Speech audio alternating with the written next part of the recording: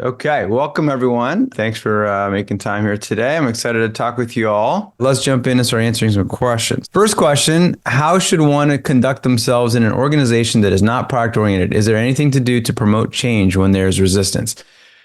So this is tough, and there's been a lot of conversations lately on LinkedIn about this, and it can be very difficult. I know sometimes, actually, I just taught a workshop, and one of the people in my workshop was like, Dan, I get all this stuff. I want to be customer centric. I want to follow kind of the lean product process. I want to follow product management best practices.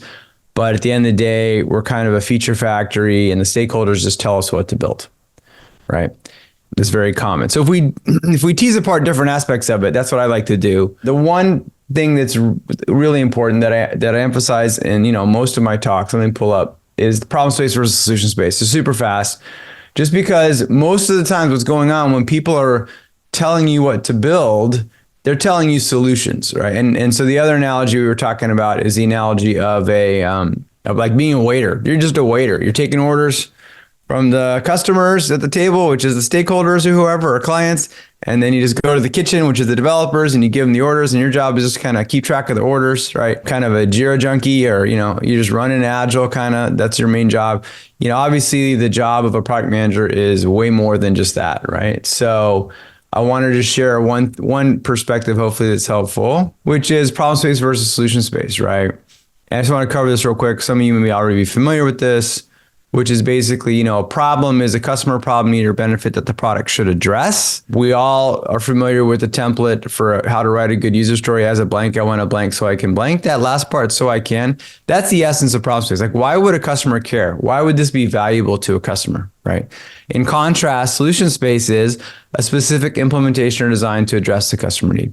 This is where features live. When somebody says, go build this feature, they are jumping straight to solution space, and we're not getting clear on problem space, right? So one of the biggest value adds that we can do as product managers is to make sure, the team is clear on the problem space that we're trying to solve, right? And so I call it solution pollution, and it happens, right? Everybody, once you become aware of this, you start realizing that everybody is talking in solutions. And I understand why. It's the default way of thinking, basically. We live in solution space. So it makes sense that the average person, the main way that they think about things is in the solution space. But PMs need to bring that extra perspective to the table. And I call it solution pollution. And once you become aware of it, you'll see a lot of it, right? People will be like, hey, build this feature, build this widget, add this thing. And you realize that they're all specifying solutions. And I also like to tie it back to the fact that we all heard that like 80% of new products fail or 90% of new products fail. A big part of why that number is so high is because of this. People jump in and specify a solution without really getting clear on the problem. So they build a feature, they launch it, it doesn't solve a real problem or a meaningful problem, and then the product fails, right? So once you become clear on this, hopefully what you can do is the next time you're in a meeting and you hear someone say, let's build this feature, let's add this to the backlog, let's add this feature to the roadmap, hopefully a little yellow flag goes off and you're like, hey, wait a minute, that was the solution. And you can try to bridge the conversation to talking about what the problem was by saying, hey, why would that be valuable to a customer? Or, hey, can you help me understand? I hear you recommending we build feature X. Can you help me understand how that would be valuable to a customer, right? And it may take some time to get your other teammates to appreciate this difference, but really it's a really important, and that's number one reason, right? But let's go back to the question again. So that's one thing is you can help the org get out of solutionitis, solution first thinking by asking those questions when people propose solutions, just to say, hey, I understand you want to build feature X, and I'm not saying we won't, but can you make sure that we're clear on what the problem is? And sometimes, especially also I know in enterprise, a big client may be dictating solutions to you, right? The number of times I've seen some big company, some startup, some enterprise startup is all excited because they just signed a deal with some big company. And the big company says, we need you to build A, B, C, D for us.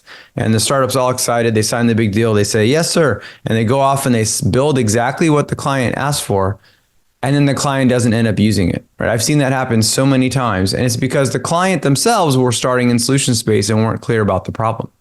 So this happens all the time, right? Hopefully we can help guide people towards a problem. So, one trick I like to use is like, hey, yeah, we can totally build feature X that you're requesting, just to make sure we build it, as best as we can in the best way possible. Can you help me understand what problem it's going to solve. So you're not trying to challenge like, oh no, that's a dumb idea, we don't want to build that feature. You're just trying to bridge the conversation and kind of seeking to understand and subtly shifting the conversation to what's the customer need or customer problem. So that's one thing you can do to help, right? Other things you can do, if it's not product oriented, is try to introduce best practices from outside, right? You can start a book club, or you can say, hey, we're reading this book, the Lean Product Playbook, or Marty Kigan's book, or whatever product book. You can try to evangelize that. You can try to have a brown bag, where you talk about it. You could bring in external speakers potentially, right? I'm excited routinely. Product management has exploded over the last several years. So more and more companies are doing there's like what they call a product day,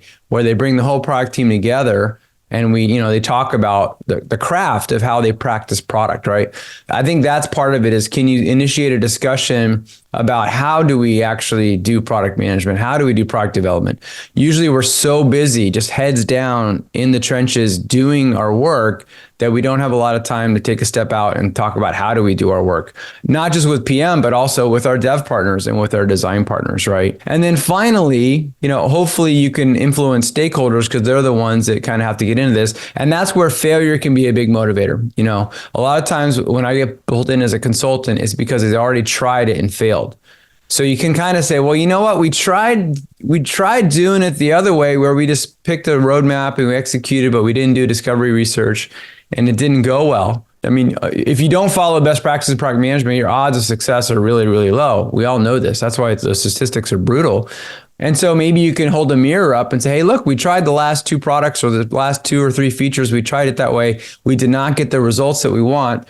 Why is that? Let's try to do a retrospective on why that is. Can we try this new approach? And that's where you get into change management ideas, where it's like, okay, instead of trying to change the whole organization at once, try to just get permission. Hey, can me and my feature team, me and my Scrum team, can we try this new way of doing things and see what kind of success we've done? And I've done that. I've done change management with clients, and they might be like 12. There's one client that had 12 feature teams, and I just worked very closely with 2, and we kind of, followed the new practices. We gave them an aggressive, innovative new product to build, and they were successful. And so once they were successful, then we turned around and held them up on a pedestal to the rest of the org and said, see what they were able to accomplish by following this new thing. So that's kind of, change management is tough.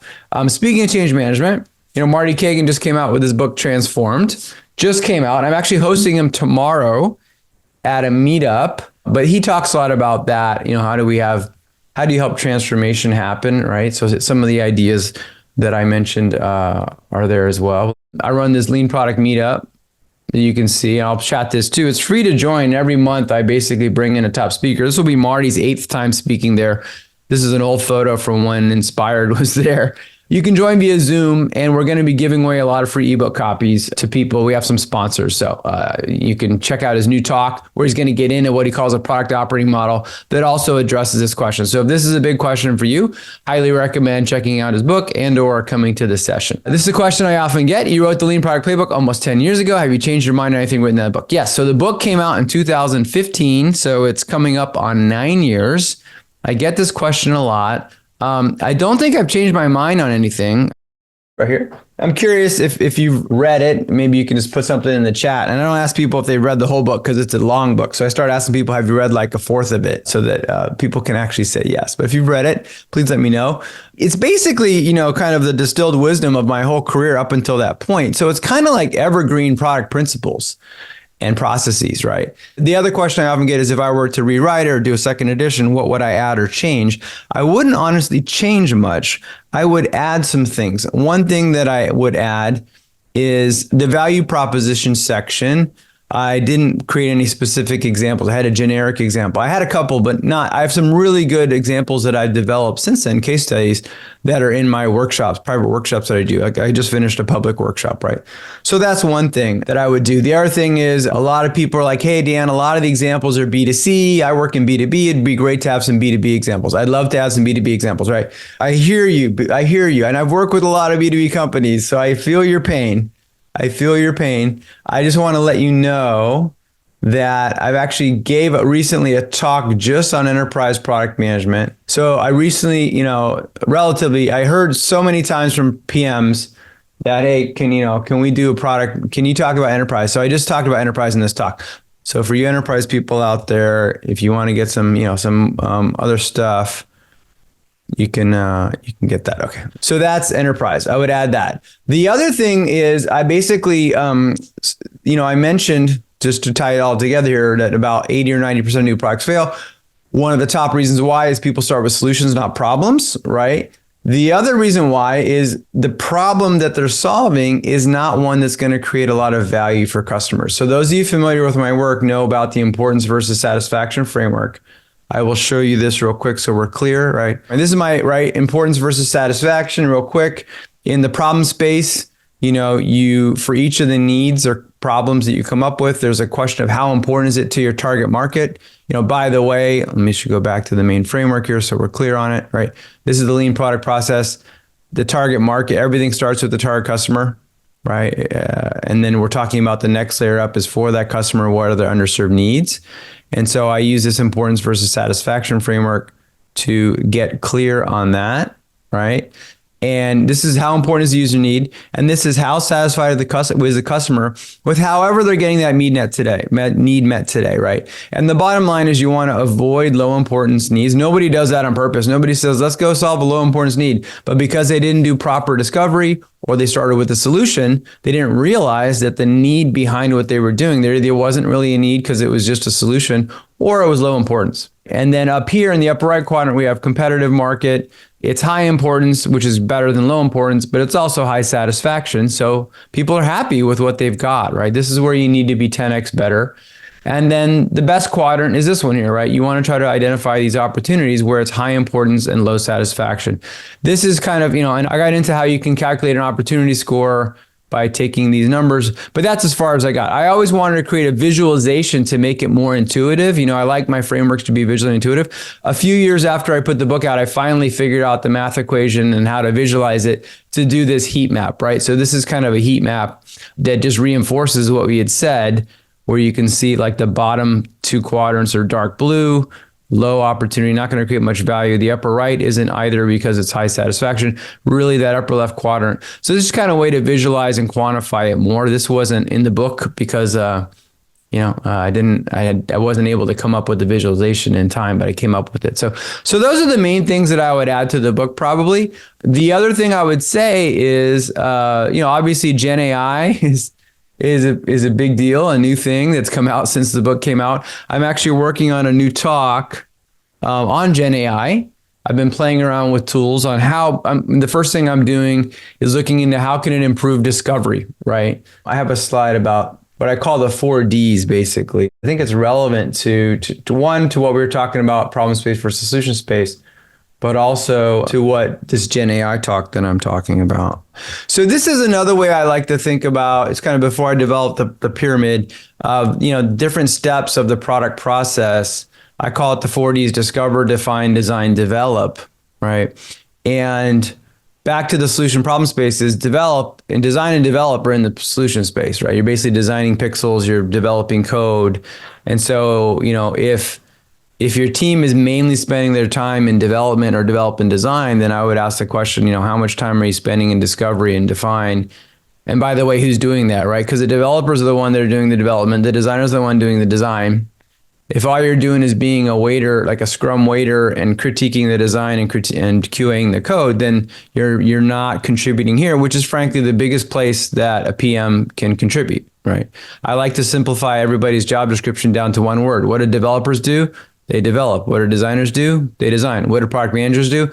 It's not manage. That's too high level and vague. I would argue they define. Their main responsibility is to define who's the customer and what are their needs, right? And so back to Gen AI, I'm basically trying to focus, the first talk I'm giving on is how can we use Gen AI tools to do a better job with discovery and figuring out, what problems we can solve. And it turns out that there's some good things that you can do with that. So that's kind of what I would say. In summary, I would basically add more value prop examples. I would add B2B examples. I would put in that visualization heat map that I put in, and then at some point soon I would add Gen AI. Although I feel like writing a hardcover book about Gen AI, it would get out of date pretty quick. I mean, things are changing so quickly, right? It used to be called Bauer, now it's Gemini, and all these new things are coming out. So it's almost like it's not really amenable to being a print book because it's moving so fast. So, all right, hope that answers that. Okay. Has there been any aspect of Marty Kigan's views, particularly following his appearance on Lenny's podcast, with which you find yourself in disagreement? Okay. Everyone knows who Marty Kigan wrote Inspired and Empowered and Now Transformed. I'm hosting him. He's a friend of mine. The way I view our books as being complementary is his book is more about principles and philosophies. I also have concepts and philosophies, but really a how-to guide, right? That's why it's called the playbook. That's my goal. So I think there's tons of alignment. Now, to get it specifically in Lenny's podcast and other podcasts, what's going on is sometimes people view what Marty says as like, oh my gosh, that is a pipe dream. What you are describing, the way product managers work and how they operate and product teams and orgs work, I've never seen that. And that feels and seems so far from the way my feature factory is working that I don't even know if that's possible. That's some of the commentary that you hear from folks, which is, his job, he's kind of trying to espouse best practices and what one should do and aspire to do. And sometimes the gap between what someone's living and experiencing on their job and that ideal is so big that it gets people to be discouraged and they start questioning, is it achievable, right? So that's the main kind of nature of this. And it's interesting with that podcast coming out, episode coming out, I would recommend you all check it and watch it. And with Transform coming out, there's more and more discussion about this. I'm a realist. Like I've worked hands-on. I've been like an interim VP of product for so many companies. I have points of view about best practices, but I am very practical and pragmatic. When I go in a company, I meet them where they're at. And I know, because I do these workshops, I know the challenges that people face. One other thing I should have said on the last question about what if you're in a non-product oriented company, which is related to this question.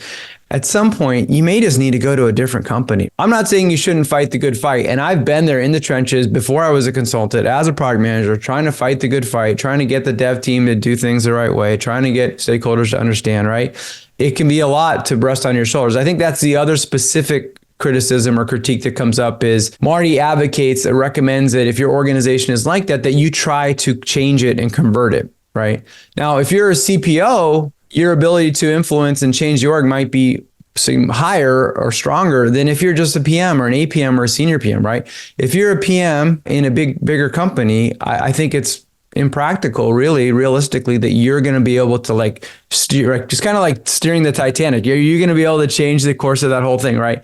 So that's, I think, the part of it that maybe there's a little bit of legitimacy to that. But I think Marty, if you talk to him about it like that, he's just saying, hey, you should try. And if you can't, then, maybe you need to go somewhere else. And I agree with that too, right? Life's too short to just be in a place where you can't practice your craft the way it should be. Whenever I think of companies and how they practice things, I think of it as a bell curve. There's a bell curve in a lot of things in life, right? For height, right? For shoe size. There's just, and so it's the same kind of thing. And actually, Marty and I had a very, I'm actually going to, see him tomorrow and we're going to get together. And one of the last times we got together, we had a very interesting philosophical discussion. Because I also often get a related question, which is, hey, Dan, you and Marty and these other folks have been sharing best practices in product management. Gosh, your book's been out for 9 years. His book's been out for longer. Why are there still product teams that don't get it and don't operate that way when there's no lack of, there's videos and conferences and tons of books these days. There's no lack of like people explaining the best way to do it. And by the way, if you look across all our books, it's a lot of the same stuff, right? That's what I love. When independent thought leaders come up with the same recommendations like, hey, be customer centric, focus on problems before solutions, do discovery, focus on outcomes, not outputs. Like we're all saying the same kind of stuff for the most part, just little different shades of gray or where we specialize and go deeper in, right? So then we were talking about why is that? Because there's still people that are not, they're not even following Scrum properly, right? And not that you have to follow it exactly, but they're just not really doing it that well, or they're in solution space instead of problem space. They're not doing discovery. They're feature factories. They're focused on delivery despite everything. Why is that? I visualize backing into the bell curve. It's kind of a complex visualization, but the idea is you've got this bell curve. You would think the bell curve over time, the average, right, would be shifting to the right. Like everyone would be getting better as we raise the craft and everyone's improving their best practices, right? And so I had an interesting discussion with Marty. I'm like, hey, do you think that the median is kind of moving up, or what do you think it's going? And he actually thought it was going down. And he, a lot of the things he talks about is like agile, people being POs instead of PMs, and agile bringing it down. What people are confusing, the PM role with the PO role, that's bringing it down. So he thought things were bringing it down. The way I viewed it is the other dynamic that I see is there are a lot of new entrants. There are people just graduating college or just leaving school and going in or just being entrepreneurs for the first time. They haven't read any of these books. Your average entrepreneur just jumps into a startup and starts trying to do stuff. They learn it by doing it. They learn it the hard way, which is the long, hard way to do it. You know, a lot of people are like, gosh, I wish I had your book, 3 products ago would have been great, or 3 startups ago. So I think that's part of it. But the way I see it is I think that the tip of the bell curve, right? The people that are doing the best, I think that is definitely moving to the right. I think the best practices teams are, they're embracing Gen AI right now. They're doing all the things that we've talked about. And they do exist. In case you're wondering, hey, is there any team that's really doing it the way Marty and Dan are espousing? There are teams out there, right? They are a smaller percentage, I'll be honest with you, right? And if you're in a bigger org, in a bigger company, I work with big companies. Maybe this pocket of it is doing a good job and this other pocket's doing a so-so job and this other pocket is still back in the dark ages. They're not doing it the right way, right? So it's not even like it's the whole company. It depends on the area of the company and depends on the leaders. And that also leads to a question of, well, how do you even get to this, right? If your company was started by someone who doesn't get this stuff and they never hire a product leader who gets the stuff, why would the company be acting that way, right? So someone's got to bring that knowledge and culture to the company. That's kind of how I think about it, right? Or they, along the way, they realize, hey, we don't have this muscle. We don't really have this muscle developed. We need to develop it. And they go out of their way to hire a good product leader, or they bring in people like me or Marty to come in and talk to them and try to share best practices, right? But I think in general, we agree, again, he can just come across a little harsh. Like if you're not doing it this way, you're messed up and this is the way you should be doing it. So I understand if some people don't like the way that message comes across, but at the end of the day, there are many companies that could be practicing product better. And, your ability to change your whole org, is limited. Obviously, I realize that. And so you can try to do what you can. But if you feel like you're pounding your head against the wall, maybe it's time to go find a company where product management is more empowered, right? So, okay, next question. Any tips for refining product strategy? Okay, so this is an area I'm passionate about. And so I just want to recap that real quick, just recap. I've actually given talks again. If you go to, it's bit.ly/DanoVids. So this is on my YouTube channel. And the talk that specifically, there's a couple. This first one from Mind the Product goes into it a little bit. And then there's one specifically about product strategy, how to create your product strategy. And this one's 24 minutes long. So those are the 2 kind of product strategy talks that I have. These all live on my YouTube channel, which is just youtube.com/Dan Olsen. And we just hit 20,000 subscribers. So I'm super excited about that. So all of my videos are there, all my lean product speakers as well. And during COVID, I made it a point to do fireside chats with them. And so there are a bunch of fireside chats. If you prefer, there's Lenny, I did a fireside chat with him. If there's fireside chats you prefer, there's straight up talks. They tend to be longer, 40 to 50 minutes. And fireside chats. My videos are there. I would recommend checking out the video specifically on product strategy. But what I want to do is cover the highlights for you all real quick here as a quick recap, because I am very passionate about it. For me, that's where everything comes together in your value proposition. As I've been training my workshops since the book came out, it's like, that's where everything comes together. That's like everybody's kind of usually favorite part of the workshop, because everything comes together, right? And so it's this value proposition lives right here. Product strategy, I swapped this out. Basically, product strategy and value proposition, the same thing right here, right? At this point, in order to do this, you've got to be clear on who's our customer. You have to be clear on what's the problem space, what are the needs, and you've also done that heat map and you've done the competitive analysis, right? So if we jump in here, this is where I like to use what I do. I like to use the Kano model to get clear on our product strategy. I learned this actually before I moved out here to Silicon Valley and got my MBA. I learned it in an industrial engineering graduate program, where it's a way, this comes from Professor Kano from Japan, who it was during the car quality movement, basically, right? Back in the 80s, when it was like the Japanese had much higher quality of cars. So a lot of frameworks came out about how to think about product quality. And so I like that it talks about customer needs as well, which I focus a lot on, and customer satisfaction, which I focus on. And there's 3 categories of needs. I won't get into the details. Basically, a must-have, you don't make anybody happy with must-haves, right? If the product fully meets the must-haves, doesn't make anybody happy, but as it fails to meet the must-haves, it makes people unhappy, right? So you just have to have these. And must-have, I realize, is a term that stakeholders throw around pretty loosely in the building. Like, we must have this feature. This doesn't mean a P1 feature. This means literally a must-have in this kind of customer-based definition. The second category is performance. More is better, less is worse. This is where most of the competition happens. We're 10% faster. We're 15% cheaper. We have 20% higher quality, right? All those kind of things. That's where the competition largely happens. And then the final category is a delighter. And you don't need to have a delighter. It's kind of like a cherry, bonus cherry on top. But if you have one, it can create a lot of positive, impact and customer satisfaction.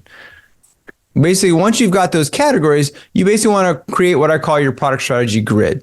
And it's generic here, but basically for your market category, you list what are the must-have benefits, one per row, one performance benefits, one per row, delighter benefits, one per row. The next thing you do is you create a column for each of your key competitors, and then you create a column for your product. Next thing you do is you score how good a job are your competitors doing, right? Before you come up with your product strategy, you want to assess the competitive landscape. And honestly, high, medium, low usually works great on this, right? As long you want the ratings across the row to make sense, right? So this is saying, hey, both of our competitors have the must-have. Competitor A is the best at performance benefit 1. Competitor B is the best at 2. They're both medium and they have a delighter, right? And this is where you want to pick your product, your kind of product strategy. You might go with a strategy like this, where you basically say, okay, we're going to try, no one's high on performance benefit 3. That's what we want to be the best at, right? The whole point of this exercise is to figure out what performance benefit are you going to be the best at? And by the way, it needs to be feasible. You can't just pick it. A lot of times in my workshops, someone will pick a row, but then I'm like, well, how are you actually going to be the best at it? And they don't have a good answer, right? So you need to not only be able to be higher than everybody else, but you need to be feasible and any unique delighters. These are unique differentiators, right? That is the essence of your product strategy. And in the lean product process, you want to get clear on that because the very next thing you're going to do is you're going to go and build your MVP feature set or spec it out. And so you want to know what features, what benefits in our value prop do the features need to support, right? That's the idea. So that's kind of some advice. And then just to recap it, and then I have some summary advice on this, creating a winning product strategy. You don't compete on must-haves. Every once in a while I see a team, usually for time pressure, they wanted to launch on June 1st and they got behind, and then they decide, let's just launch it with the bare bones features, the bare bones stuff. You just don't, it doesn't do well. Those don't do well. It's like, great, you have registration and login. That's awesome, right? So, okay. You need to be the best on at least one performance benefit. If you can also have a unique delighter, that's also very valuable. And if you can have honestly, it's just one outperform. If you outperform on one dimension, that's usually all you can do. Plus a unique delighter, that's a very powerful combination. And in my workshop, I talk through companies, and every time we talk about the successful company, it's a combination of they clearly outperformed on one thing. They saved, like Airbnb, saved people money on every stay. And the delighter was they sprinkled in a little bit of culture, right? Experiencing the culture. Instagram, they saved people seconds on every photo upload. That's their perform. And their filters, they sprinkled in their filters as a delighter to make your photos look better, right? Time and again. So that's my main tips on how to create a winning product strategy. Create that grid the way that I mentioned. And that's like, again, a simple one-page powerful framework for how to get clear on your product strategy. How can product managers grow? I'm just going to defer some of the Gen AI questions because it's a long discussion. I'm going to give a talk on it. I'm actually going to give a talk on it April 18th at my Meetup. Analytics tools. Okay. Work better to get what they need. So I think it's really important. I think that's an important skill. And that's part of the thing too. Sometimes with Marty, people criticize, they go, the kind of PM you're describing, it's like a Superman or Superwoman. They have to have so many skills, right? It's like a Swiss Army knife that has all these different things that you can do. And I have other talks where I go into the kind of what does it take? What's the skill set? But it is a broad set of skills. Product management is a unique job in that sense. Like you can't just be good at one or two things. And I think analytics is a muscle that in a lot of PM roles you need to build up. And that, remember I was saying the kind of the 3 Sigma teams on the bell curve, right? That's how you become better and differentiated. Those product teams, the companies that have teams that are operating with best practices are going to be doing a better job and succeeding compared to their competitors. And analytic skills are one of those skills. So a few things, what can you do? The number one thing you can do is basically get familiar and comfortable with one of the modern analytics tools, right? The good news is there's software for that. You don't want to necessarily, some companies still try to build their own homegrown analytics, and having a homegrown analytics in addition to one of the best practices, third-party ones is fine, but you've got products like Heap, Amplitude, Mixpanel, Pendo, right? That have kind of robust analytics suites that you should just be taking advantage of. And if your company's not using one of those, if you're still using some older tool, step one is let's get our company on a modern analytics tool. And the pure play ones are Heap, Mixpanel, Amplitude. Those are like the pure play analytics packages. Pendo has analytics. It also has some other stuff. And they have free trials, so you can play around with them. And the good news is all you need to do is get a JavaScript include on your front end code, and then you don't need to bug developers to get metrics at all, right? It's pretty straightforward as much. Especially Heap, which has auto capture. Heap has a unique feature called auto capture that you don't have to see. Part of what happens with analytics is, say you're launching a new feature, typically you'd have to think about, okay, what are the metrics that we want to have? And you'd have to go and write out dev tickets for the dev team to instrument that, to capture those events. And that's kind of like, we've got tech debt. There's kind of like this overhead for analytics overhead with every new feature we launch. If you're doing things properly, you're instrumenting it, right? So there's like a little bit of a tax, kind of an analytics tax out of each sprint, if you think about it that way. Well, with auto capture, with Heap, it kind of captures everything. So now it's your job to go find the data, which you can do. So anyway, if you're not playing around with one of those tools, get one up and running and play around with it so you get comfortable with it. I think personally, I had a quantitative background. I was electrical engineering. I love math and physics. I took statistics classes in both of my graduate programs. I think all those things are good. Like knowing statistics is very helpful to how to interpret the data, right? Sometimes learning some database skills can be helpful too, right? Like back in the day, I learned MySQL, super powerful. I could go in and get whatever data I wanted. These days with NoSQL, but basically you don't need to learn a lot. Just how can I, how can I just get the data that I want? That can be helpful. And then working with the BI team. So it's interesting because the old model was you'd have a centralized BI or analytics team, and they controlled everything, right? You would go to them and say, I need this. I would like to get a report like this. And they say, okay, submit a ticket. You'd go into the queue. You'd wait forever. And then you'd get some report from them, later. And that was it. Well, the beauty of part of why I recommend these, Heap, Amplitude, and Mixpanel is it democratizes the data. The whole point is anyone on the team, PM, dev, can hop in and go and query stuff and look at the data. So you don't have to go through this time-consuming process of going through a centralized team. Now, that being said, if you have a centralized team, they're probably working on more powerful analytics, enabling systems, things like that, setting up recurring dashboards and reports. So that's how you can work with them, is to basically say, hey, I've got these questions that I want to get insights and answers into. How can I do that? Like they may be the expert on the particular tool that you're using, right? Or, I know a lot of companies use Tableau or Looker as a visualization, as a way to see the data. So maybe they can help you with that, for example, right? So, but that's, I basically would try, if this is a completely new area for you, I think many of those online analytics tools offer basic intro classes on how to use their tool. And there's probably some free product analytics classes out there. And then finally, like some basic statistics classes. I think with just a little investment in time, you can really go from not knowing a whole lot about it to being more comfortable with it. But at the end of the day, the best thing to do is to play around with an actual analytics tool that's got real data from your product that'll help you get insights into what are users doing or what they're not doing, what flows they're going through, things like that. All right, cool. Great question. How can product folks stay on top of the vectors of innovation, stay relevant, not find oneself laid off? Yeah, it's tough out there in the economy, right? I keep hoping and waiting for the layoffs and to not hear the layoff news for a while, but every day or two is another tech company laying people off.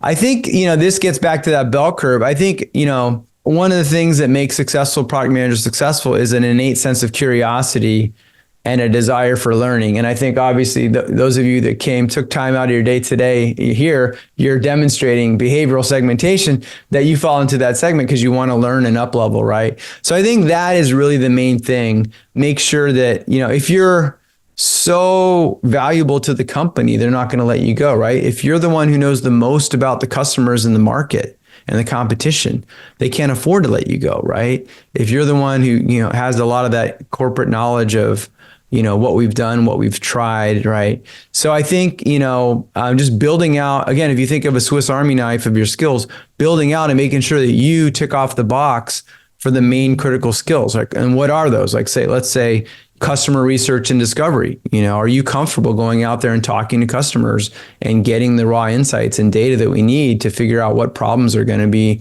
the valuable problems to solve for customers? Can you do competitive analysis to understand the weaknesses of our competitors and how we can win? Prioritization is key, right? Prioritization is one of the top product management skills because by definition, we have way more ideas than we have resources to execute. And so, prioritization is really important. And what drives good prioritization is knowing the why. Why should this feature be higher priority than this feature? It all ends up going back to the discovery again. Well, it's because we talked to customers and here's the data that supports why this one should be more important than this other one, right? Communication, right? Being able to effectively communicate with different people, like talking to devs in a language they understand, talking to designers in a language they understand, talking to stakeholders in a way that's effective for them, both verbal, in-person, Zoom, as well as written, right? A lot of what we need to do is in writing increasingly on Slack and Jira and things like that. By the way, I think learning about design, that's one of the adjacent skill sets that I specifically thought it was very valuable to learn about. When I first was a PM at Intuit, I realized, gosh, I can do the best customer discovery research. I can try to write the best PRD I can, but independent of that, we need the UX design to be good. Otherwise, if the UX design isn't good, it's not good, right? So I didn't learn about UX design to become a designer. I learned about UX design so I could, make sure our products are more successful and partner with designers to work with them and critique their designs and have more productive conversations, right? And a lot of times you are in a situation with what I call the design gap. You don't have a designer. You may be at a startup or you may be on a specific team that doesn't have a designer, or your designers, got deployed to a different team, or you have an unhired headcount. Who knows why, right? So I think design is, of all the adjacent skill sets, it's probably the top one that I would recommend people learn. We just got done talking about analytics, right? So imagine if you were, you knew, not you're an expert in all those fields, but you knew enough about those to speak confidently, right? In most settings related to your product, you're going to be more relevant and harder to get rid of, right? The other thing is if you develop that muscle of being able to rapidly learn a new domain and new skills, then if you are unfortunate enough to get laid off, you're going to be able to quickly get hired and demonstrate value in a new job, right? So I think I just was listening to a book the other day about high performance stuff, and it's basically the skill of learning is like a meta skill that's really important. I think it's important for PM. So I would just lean into it. Anytime there was some adjacent to PM that I didn't know about, I would lean into it and try to learn at least something about it, right?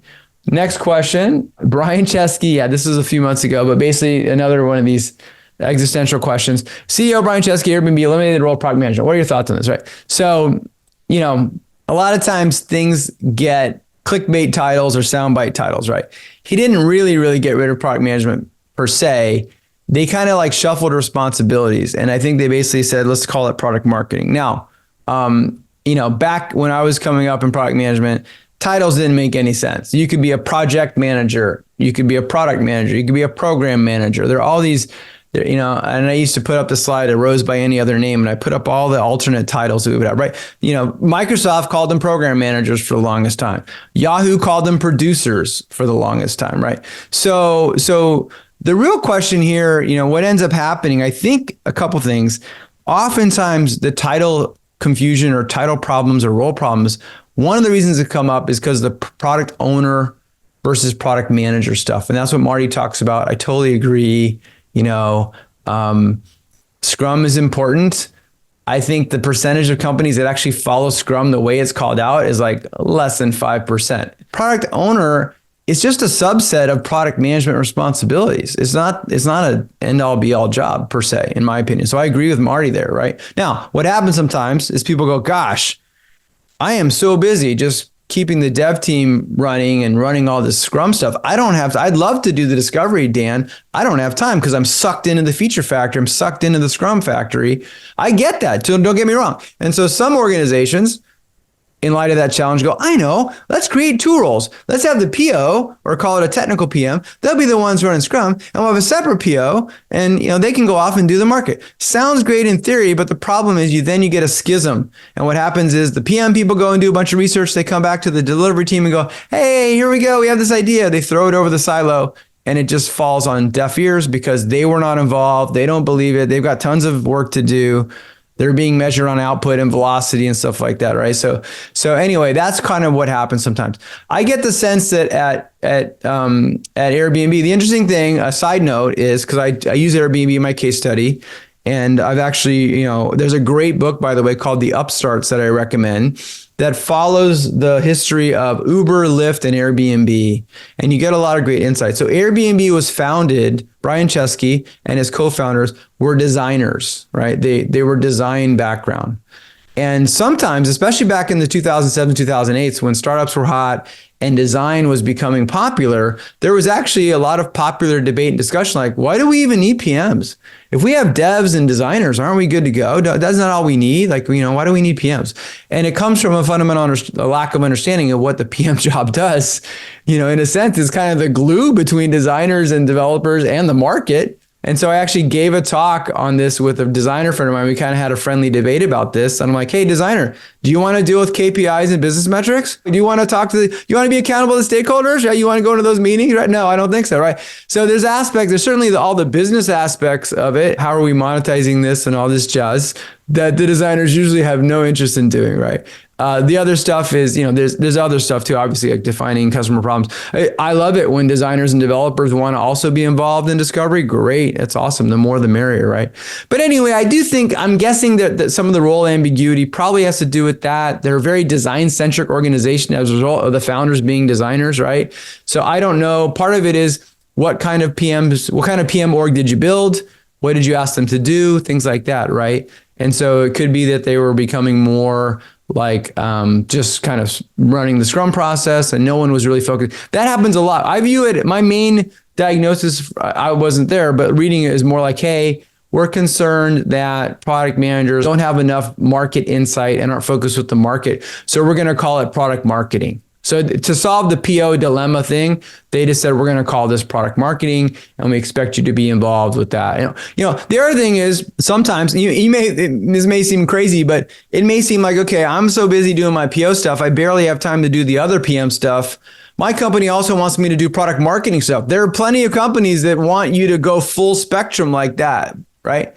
And so that may have been the expectation too, is maybe they were expecting their PMs to do that and they weren't doing it because they're too busy on the PM stuff that they did that, right? By the way, the top thing when I see companies struggling with PO versus PM challenges, it's usually a lack of resources. Usually it's like, well, how many PMs do you have? Oh, you have 20 devs per each PM. Yeah, no wonder they don't have time to go out and talk to customers and help with marketing because you've got a horrible ratio, 20 to 1, right? And the ratio is not a magical thing or anything, but you can definitely tell the difference between 20 to 1 ratios versus like 5 to 1, 6 to 1 ratios. That PM has a lot more time, right, to do stuff. So a lot of times, the problems we're seeing with PM are because it's woefully understaffed and or it's staffed with people that are a little too junior for the role, the expectations of the role, right?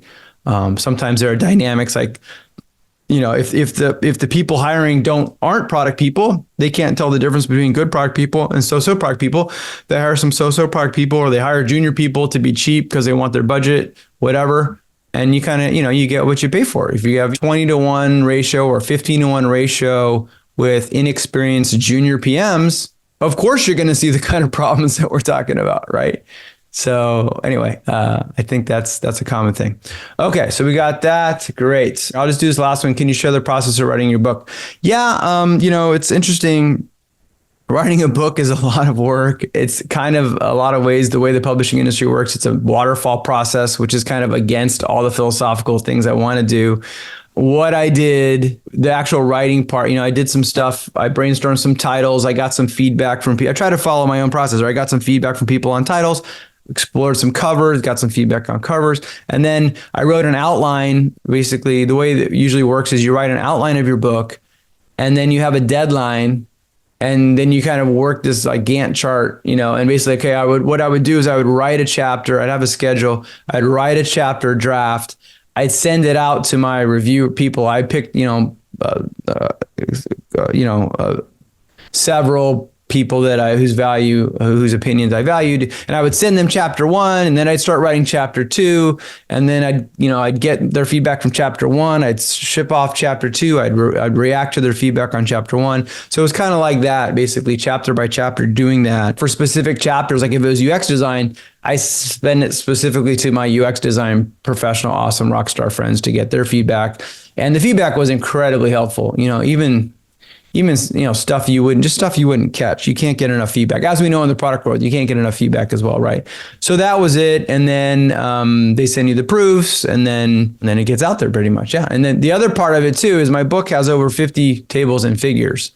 As you all know from my talks, I focus a lot on these one-page frameworks, these powerful frameworks like, problem space, solution space, or the product market fit pyramid, or importance versus satisfaction, or the product strategy grid, right? These one-page frameworks to help people get aligned. And so I had all these diagrams, many of these diagrams from my PowerPoint, but if you have to put them in a certain format for the book, I had a designer, but like halfway through, they kind of went dark on me. So I ended up doing a lot of the illustrations in Illustrator. I had to pick up Adobe Illustrator and do it myself, which was a little extra work. But anyway, yeah, so I'm glad that it's got good reception. And yeah, and we're at time here. So I want to thank everybody. And I just want to put in a plug for my Meetup, Lean Product Meetup. It's a free group to join. We've got over 12,000 members.